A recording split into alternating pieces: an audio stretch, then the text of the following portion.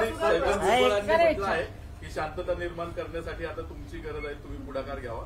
पण राज ठाकरेंनी आज पोस्ट केली आषाढी एकादशी निमित्त. त्यांनी म्हटलंय की राज्यात काही वर्षांपासून, मागील काही वर्षांपासून जातीय तेढ निर्माण झाली, वाद निर्माण झालाय आणि तुमचं नाव घेतलं नाही तर त्याला तुम्ही जबाबदार असाल. त्यांचं ते आजच त्यांच्या विरोधात बोलतात. त्यांचं वैशिष्ट्यच आहे. एक 18 दिवसांनी, महिन्यानी, 2 महिन्यांनी ते कधी जागे झाले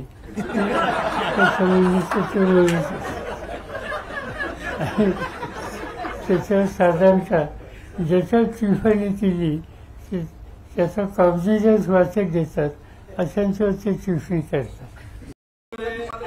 लोकसभेच्या वेळेस घरातले काही जण बाहेर गेले, आता परत विधानसभेच्या किंवा या सगळ्या पार्श्वभूमीवर आता ते परत जर घरात येणार असतील तर आपलं काय, त्याच्याबद्दलचं काय भूमिका? घरात यायचे, घरात यायचे, त्याचे काय निवडणूक येते ना, ते घर कायम असतं.